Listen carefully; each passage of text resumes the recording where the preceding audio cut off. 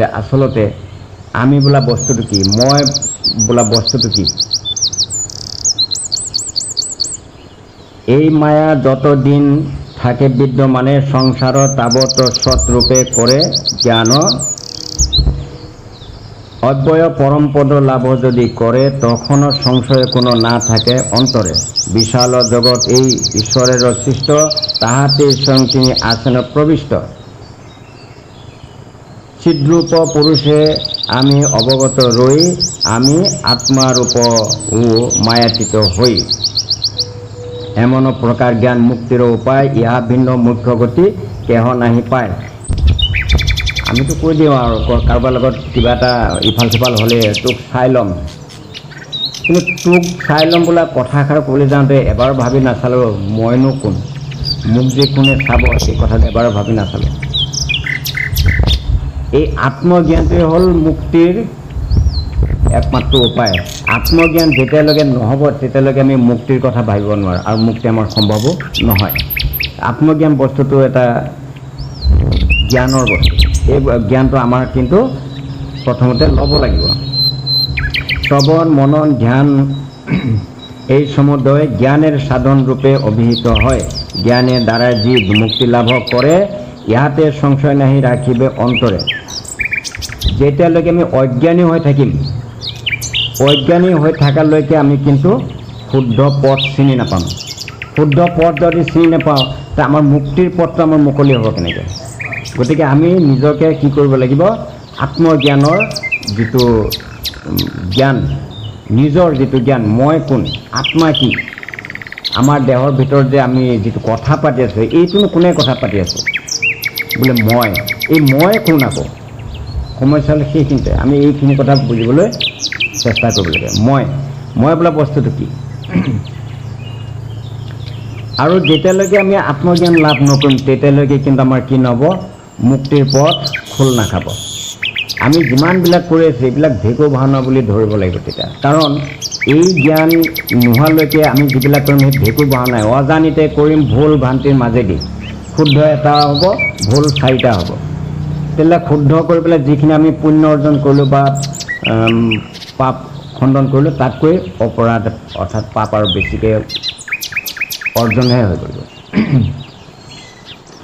যজ্ঞদান তপ পূজা তীৰ্থাদি সেৱাই কিংবা বেদ অধ্যয়নে মুক্তি নাহি পায়। এইটো চোৱা, যজ্ঞ দান তপ পূজা তীৰ্থ আদি যিবিলাক আমি সেৱা ভক্তি কৰোঁ এইবিলাকৰ দ্বাৰা কি বুলি কৈছে, মুক্তি নাপায়। তেতিয়াহ'লে আমি কি কৰি আছোঁ, আমি মুক্তিৰ পথটো চিন্তা কৰিছোঁ জানো? আমি এতিয়ালৈকে যিমানবিলাক কৰিছোঁ চব কিন্তু এইবিলাকে কৰি আছোঁ, যাগ যজ্ঞ দান তপ পূজা, তাতো মুক্তি নাই বুলি কৈছে। তেতিয়াহ'লে মুক্তিৰ কাৰণে আমাৰ বেলেগ ৰাস্তা এটা আছে যিটোক আত্মজ্ঞান বুলি কৈছে। আত্মজ্ঞান, নিজক আগত চিনি ল'ব লাগিব। মই কোন, মোক মানে ইয়াত কোনে পঠিয়ালে, কিয় পঠিয়ালে, কি কৰিব লাগিব, ক'লৈ যাম, এই প্ৰশ্নটো আমি আগত নিজকে সুধিব লাগিব।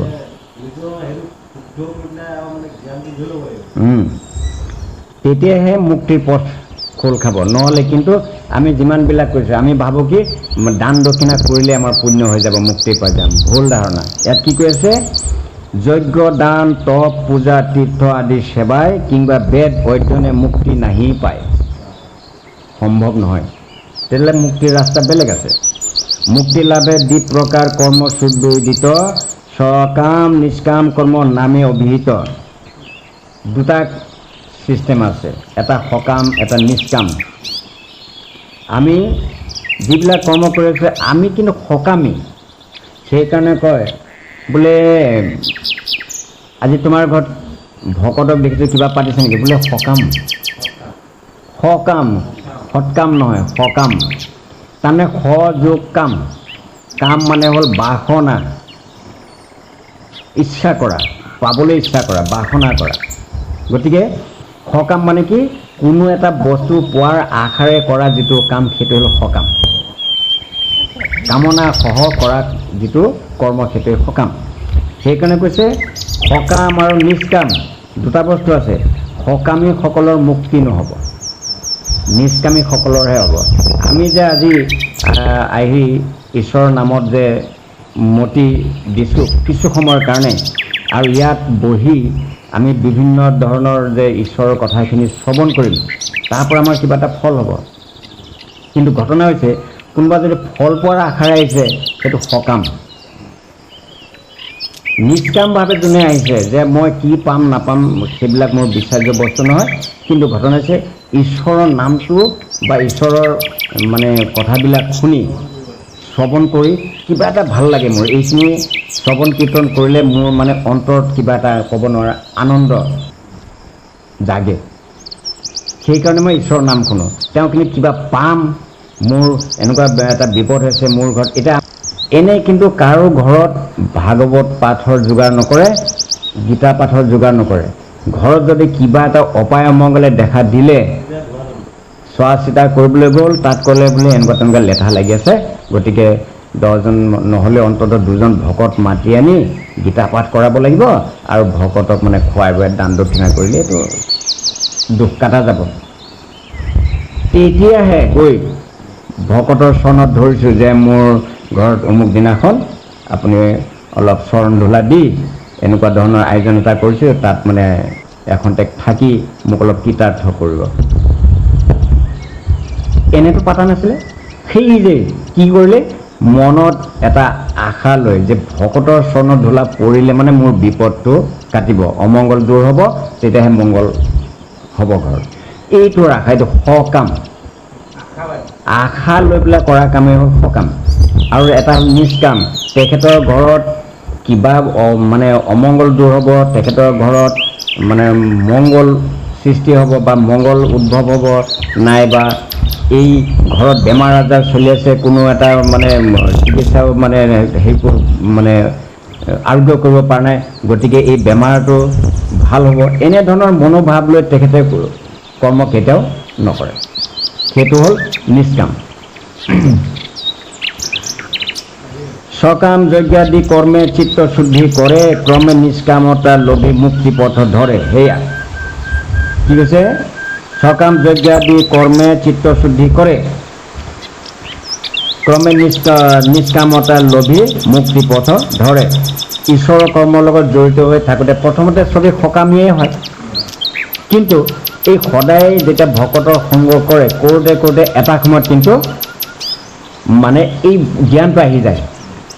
শুনোতে শুনোতে জ্ঞান যেতিয়া পাই গ'ল, তেতিয়া কিন্তু সকামী ভাৱটো নাইকিয়া হৈ গ'ল, তেতিয়া নিষ্কামলৈ আহি যায়। আৰু এই নিষ্কামত যেতিয়া আহিব, তেতিয়াহে তেখেতৰ কি হ'ব, এই মুক্তিৰ পথ। আমি কিন্তু মুক্তিৰ কথা চিন্তা কোনোৱে নকৰোঁ, চবেই খালি সকামৰ কৰ্মকেইটাহে কৰিব বিচাৰোঁ। কিয়নো যিকোনো এটা কৰ্মই কৰোঁ, আজি চাওক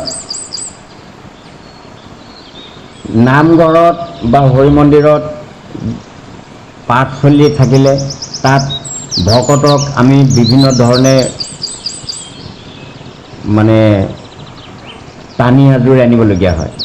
কিন্তু যেতিয়া নেকি এটা এনেকুৱা এটা অনুষ্ঠান পতা হয়, যিটোত নেকি নামাতিলেও সকলোৱে দলে বলে গৈ তাত জড়িত হৈ পৰে, পূজা পাতল আদিৰ যিবিলাক অনুষ্ঠান, সেইবিলাকত কিন্তু দলে বলে জপিয়াই পৰে। কিয় জানেই, কৃষ্ণৰ সেৱা কৰিলে কৃষ্ণই কেতিয়াও আমাক কি নকৰে, ধন দৌলত নিদিয়ে, কিন্তু দেৱতা বা দেৱীৰ পূজা কৰিলে কিবা এটা পাম, সেইটো কাৰণে তাত জপিয়াই পৰেগৈ চবে পোৱাৰ আশাত। সেইটো সকাম। কিন্তু কি কৈছে, সকামী হ'লে যেনে যজ্ঞ দান তপ পূজা তীৰ্থ আদি মানে ভ্ৰমণ, এইবিলাকত সকামী বুলি কৈছে। কিবা পোৱাৰ আশাত যদি এইবিলাক কৰিছে, আৰু পূজা আদিটো সেইটো কাৰণেই কৰা হয়, তেতিয়া কি কৈছে, মুক্তিৰ পথটো কিন্তু খোল নাখায়। তেওঁৰ এই ধৰা ধামত তেওঁ অহা যোৱা কৰিয়ে থাকিব লাগিব। তেওঁ মুক্তি নাপায়, আহি মানে বাৰে বাৰে অহা যোৱা কৰি থাকিব লাগিব। এবাৰ ইকুল সিকুল, এবাৰ গছ লতিকাত, এবাৰ চৰাই চিৰিকটিত, এবাৰ মানুহৰ জনম, এবাৰ এই অন্যান্য যিবিলাক কীট পতংগ, সেইবিলাক বিভিন্ন ধৰণৰ আছে। 84 লক্ষ যোনি, এটা দুটা নহয়। নিষ্কাম কৰ্মেতে সাক্ষাৎ জ্ঞান উৎপত্তি ইয়াৰ নিশ্চয়তাই লভে মুখ্য গতি অদ্বৈত জ্ঞানেতে এক কালে মুক্তি হয় দ্বৈত জ্ঞানীদের ক্ষেত্রে বহু জন্ম হয় সে সব কুযোগী কিংবা ভ্রষ্ট যোগীগণ যোগী কুলে বিপ্ররূপে জন্ম গ্রহণ পুণ্যৰ ফলত পুণ্য কৰিলে কি হয় আচলতে পুণ্য বোলা বস্তু পুণ্য অৰ্জন কৰিলে কি হয় পুণ্য কি মুক্তি দিব পাৰে নেকি পুণ্য কৰিলে মুক্তি নহয় পুণ্য কৰিলে কেইটামান বস্তু পোৱা যায় এক নম্বৰ কথা হৈছে কি পুণ্য কৰিলে স্বৰ্গৰ নিচিনা যিটো সুখ স্বৰ্গত বাস কৰা যিটো সুখ দেৱতাসকলে যিটো ভোগ কৰে তেনেকুৱা ধৰণৰ সুখ ভোগ কৰিব পাৰে পুণ্য থাকালৈকেহে পুণ্যৰ ক্ষয় তাক আকৌ নমাই দিব যা এবাৰ আকৌ মৰ্ত্যধামলৈ তাৰপিছত পুণ্য অৰ্জন কৰিলে পুণ্যৰ ফলত এজন মানুহ গুণী জ্ঞানী এটা মানে নামী দামী মানুহৰ মানে কুলত জন্ম পায় যিটো মানুহৰ নাম শুনিলে গোটেই মানে এখন নহয় গোটেই পৃথিৱীয়ে গম পায় যে এইটো অমুক তেনেকুৱা ঘৰৰ ল'ৰা ছোৱালী হৈ জন্ম হোৱাৰ সুবিধা পোৱা যায় তাৰমানে ভোগ সেই মানুহজনৰ ঘৰত জন্ম লোৱা মানে কি এজন মিনিষ্টাৰ ঘৰত জন্ম পোৱা নাই মোৰ মানে চিষ্টেমে বেলেগ হ'ল না অভাৱ না দুখ সুখ মানে একো এচি ৰুমতে থাকি জন্ম পাৰ হ'ব গতিকে এইটো হ'ল আৰু এটা হ'ল কি যিবিলাক মানুহে পুণ্য অৰ্জন কৰে তেওঁলোকে পিছৰ জন্মত ৰূপৱান ৰূপৱতী হৈ জন্ম পায় পুণ্যৰ বলত এজন মানুহে পৰজন্মত ৰূপৱান ৰূপৱতী হৈ জন্ম ল'ব পাৰে পুণ্যৰ বলত দেৱলোকত বাস কৰাৰ সুবিধা পাব পাৰে পুণ্যৰ বলত তেওঁ নামী দামী মানুহৰ ঘৰত বাস কৰিব মানে জন্ম ল'ব পাৰে পুণ্যৰ বলত আকৌ ভাল এটা বৈষ্ণৱ কুলত জন্ম ল'ব পাৰে বৈষ্ণৱ কুলত জন্ম লোৱাটো বা বৈষ্ণৱৰ ঘৰত জন্ম লোৱাটো ইমান সহজ নহয় পুণ্য অৰ্জন যোনে কৰিব পাৰিব তাৰ ক্ষেত্ৰত সেইটো পুণ্যৰ বলতহে সি গৈ তাতে সেইটো কৰিব কিন্তু এইবাৰ তাৰ উদ্ধাৰ নহ'ল সি আহি বৈষ্ণৱৰ কুলত জন্মটো পালে বৈষ্ণৱৰ ঘৰত মানে যিখিনি কৰ্ম আছে ঈশ্বৰৰ কৰ্ম এই কৰ্মখিনি কৰাৰ পিছতহে তাৰ মুক্তি হ'ব আমি কিন্তু চবৰ গাতে কিন্তু আমাৰ পাপৰ চেগা আছে আমি কিন্তু চবেই পাপ লৈ আহিছোঁ পাপ যদি নাথাকিলেহেঁতেন আমাৰ মুক্তিয়ে হ'লহেঁতেন পাপ আছে কাৰণেই পৃথিৱীত আমাক পঠিয়াইছে পাপ খণ্ডন কৰিবৰ কাৰণে ভুগিবৰ কাৰণে এটা আমি ভুগিব লাগিব গতিকে পৃথিৱীখনৰ এটা নাম হৈছে দুখালয় দুখৰ আলয় আলয় মানে ঘৰ দুখৰ যিটো ঘৰ বা যিটো আলয় তাকে কয় দুখালয় এই দুখালয়ত আমাক পঠিয়াইছে কেৱল আমাৰ দুখ ভুগিবৰ কাৰণে এটা সুখ ক'ত পাম আমি এইটো সুখৰ জেগাই নহয় ইয়াত সুখ বিচাৰি হাবাথুৰি খোৱা মানে মৰুভূমিত পানী বিচৰাৰ কথাৰ নিচিনা হ'ব মৰুভূমিত পানী পোৱাটো অসম্ভৱ আমি এই পৃথিৱীটো সুখ বিচাৰি ফুৰাই আৰু সুখ মানে পোৱাটো অসম্ভৱ কৰ্ম দ্বাৰা বদ্ধ জ্ঞানে সংসাৰৰ ক্ষয় অতএৱ আত্মজ্ঞান কৰহ আশ্ৰয় সেইকাৰণে কৈছে আমি আত্মজ্ঞান লাভ কৰিব লাগিব প্ৰথম আত্মজ্ঞান বস্তুটো কি নিজৰ বিষয়ে জনা আমি আনৰ বিষয়ে জানিবলৈ যোৱাৰ আগতে নিজৰ বিষয়ে জানি ল'ব লাগে এতিয়া যদি কোনোবাই সোধে এইটো কোন বোলে মই কথা কোনে কৈ আছে বোলে মই এতিয়া মই বোলে বস্তুটো কি এইটো মই কোন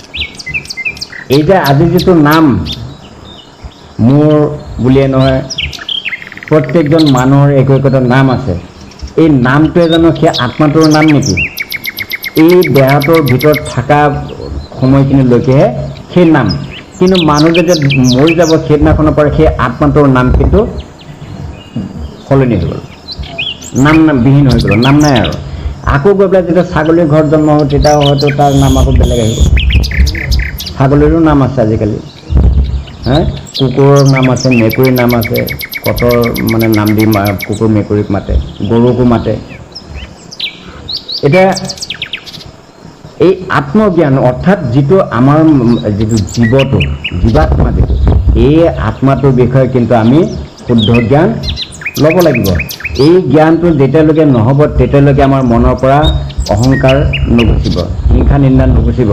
মোক নিজে যেতিয়া চিনি পাম তেতিয়াহে মোৰ মনৰ পৰা সেই ভাৱবিলাক আঁতৰিব, তেতিয়াহে আত্মজ্ঞান উপলব্ধি পূৰ্ণভাৱে হ'ব।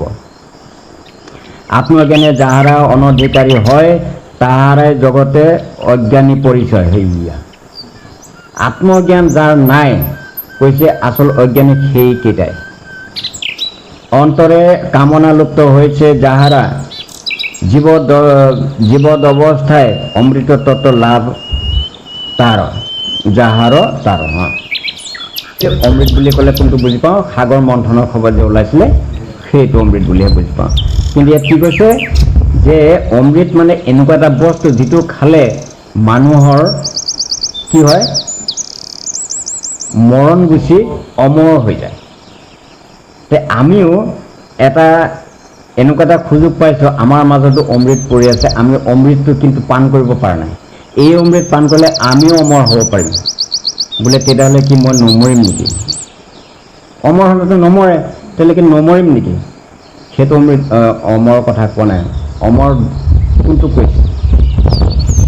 আমি এতিয়া জীয়াই থকা, আমি যিটো দেখিছোঁ এজন মানুহ জীয়াই আছে, তাৰপিছত দেখা গ'ল দুদিন পিছত মানুহজন মৰিল, সেইটোকে মৰা বুলি কৈছোঁ। কিন্তু সেইটো আচলতে মৰা নহয়। জীৱৰ কেতিয়াও, আত্মাৰ কেতিয়াও মৰণ নাই। জীৱ নমৰে, ভেলটোহে সলাইছে। মৰা কোনটো কৈছে? ইয়াৰ পিছত গৈ আমি কুকৰ্মৰ ফলবিলাক যে জম পৰ্যায়ত ভুগিব লাগিব, সেইটোকে মৰা বুলি কৈছে। তেতিয়াহ'লে যিজনে ইয়াত অমৃত পান কৰিছে সেইজনে অমৰ কেনেকৈ হ'ল? তাৰমানে তেওঁ সেইখিনিৰ পৰা ৰেহাই পালে, এই শাস্তিৰ পৰা ৰেহাই পালে, পাপ ভোগৰ পৰা ৰেহাই পালে, আৰু এতিয়া কি কৰিব? তেওঁ মানে আনন্দত ভগৱানৰ লগত কি কৰিব পাৰিব? জীৱন কটাব পাৰিব। পৰব্ৰহ্মৰ সৰ্বব্যাপী গতি নাহি ৰয়, ও অনন্ত বাসস্থানৰ নিৰ্দেশনা হয়। অদ্বয় দ্বিতীয় কিছু নাহি আৰু হয়, মুহূৰ্ত কোনো ৰূপ মূৰ্তি কভু নয়। তিনি বুধ ৰূপ তাই জড়তা তাহাৰ কখনো সম্ভৱ নহয়, জানিবে সাৰ। আত্মজ্ঞানৰ কথাটো যে ক'লে, এই আত্মজ্ঞানৰ ওপৰত আৰু অলপ আলোচনা কৰিম। এইটো কিন্তু বৰ এটা সাংঘাতিক বস্তু। এই বস্তুটো কিন্তু আমাৰ হোৱা উচিত। প্ৰথম আত্মজ্ঞান যেতিয়ালৈকে নাহিব তেতিয়ালৈকে আপোনাৰ ভক্তি নাহিব। আত্মজ্ঞান নোহোৱালৈকে ভক্তি নাহিব। আত্মজ্ঞান আৰু ভক্তিৰ জ্ঞানে যেতিয়া দুই জ্ঞানে লগ লাগিব তেতিয়া মুক্তিৰ অনিবাৰ্য। আমাৰ এতিয়া আত্মজ্ঞানটো অহা নাই, কাৰোৱে অহা নাই। আত্মজ্ঞান যেতিয়া আহিব তেতিয়া সেই মানুহজনৰ কাম কাজ, কথা বতৰা, খোৱা বোৱা, আহাৰ বিহাৰ সম্পূৰ্ণ সলনি হৈ যাবগৈ। আমাৰ আত্মজ্ঞানটো অহা নাই, সেইটো কাৰণে আমাৰ এইটো অৱস্থা। আমি কেৱল চাৰিওফালে মায়াত বন্দী হৈ আছোঁ। মায়াই আমাক মানে আত্মজ্ঞানৰ পৰা বঞ্চিত কৰি ৰাখিছে। আমি বুজিব পৰা নাই যে এই বস্তুটো কি। সেইটোকে কৈছে ভ্ৰম জ্ঞান। আত্মজ্ঞান আমাৰ যেতিয়ালৈকে নহ'ব তেতিয়ালৈকে আমি কি সেইটো কি জ্ঞানত মজি আছে? ভ্ৰম জ্ঞান। ভ্ৰম জ্ঞান মানে কি? মায়া। এটা মায়া বস্তুটো কি?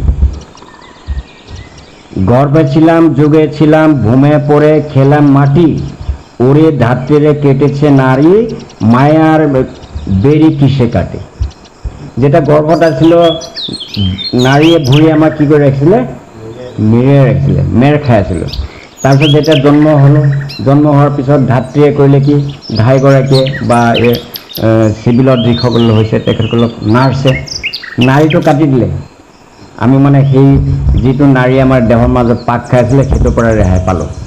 কিন্তু সংসাৰত যিটো মায়াৰ যিটো ৰূপৰ মায়াৰূপী যিটো নাৰী, যিটো আমাক মেৰ খাই আছে, এইটো কোনে কাটিব? এতিয়া এইটোকতো কাটাৰ সাধ্য নাই।